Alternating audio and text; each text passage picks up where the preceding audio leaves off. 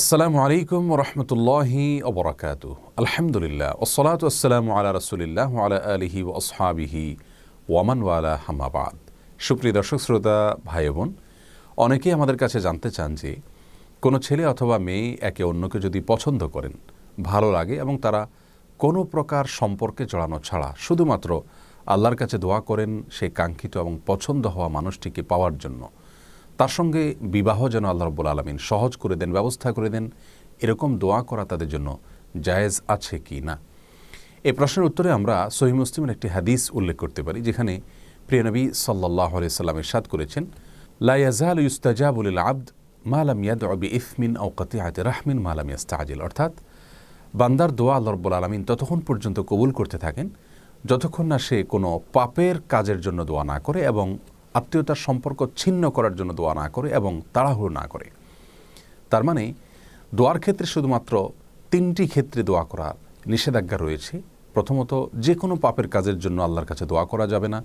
দ্বিতীয়ত, আত্মীয়তার সম্পর্ক ছিন্ন করার জন্য আল্লাহর কাছে দোয়া এবং প্রার্থনা করা যাবে না। এবং তৃতীয়ত, দোয়ার ক্ষেত্রে তাড়াহুড়ো করা যাবে না। এই তিনটি ছাড়া যে কোনো দোয়া আল্লাহর কাছে পেশ করা যেতে পারে।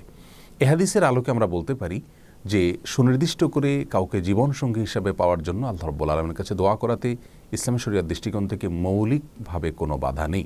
এভাবে দোয়া করা যেতে পারে।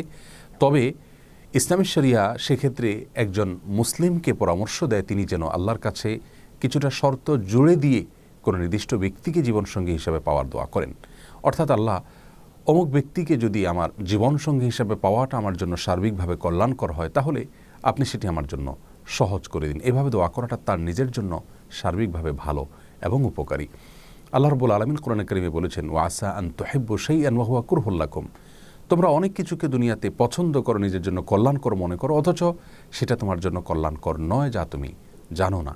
এছাড়া সহিহ বুখারীর একটি হাদিসে প্রিয় নবী সাল্লাল্লাহু আলাইহি সাল্লাম আমাদেরকে ইস্তেখারার শিক্ষা দিয়েছেন, যার অর্থ হলো দুনিয়াবি যে কোনো কাজে আল্লাহর কাছে মঙ্গল এবং কল্যাণ কামনা করে নেওয়া। সে দোয়ার একটি অংশ হলো ওয়াকদুর লিয়াল খাইর হাইসুকান সুম্মারদুনি বিহি, যার অর্থ হলো, আল্লাহ আমার জন্য কল্যাণ যেখানে লেখা আছে আপনি সেই ফয়সালাটাই করুন এবং সেই ফয়সালা যেন আমি মন থেকে মেনে নিতে পারি, আমার মন যেন সন্তুষ্ট চিত্তে গ্রহণ করে নেয়, সেরকম তৌফিক আমাকে নসিব করুন। অতএব নির্দিষ্ট কোনো ব্যক্তিকে জীবনসঙ্গী হিসেবে পাওয়ার জন্য আল্লাহর কাছে দোয়া করাতে ইসলাম শরিয়াতে কোনো প্রকার বাধা নেই। তবে শর্ত জড়িয়ে দিয়ে যদি এভাবে দোয়া করা হয়, আল্লাহ তার সঙ্গে বিবাহে যদি আমার কল্যাণ লেখা থাকে, তাহলে আমার জন্য সেটিকে সহজ করে দিন, অন্যথায় আমার মন থেকে তাকে মুছে দিন। এরকম দোয়া করাটা বেশি উপকারী এবং কল্যাণকর।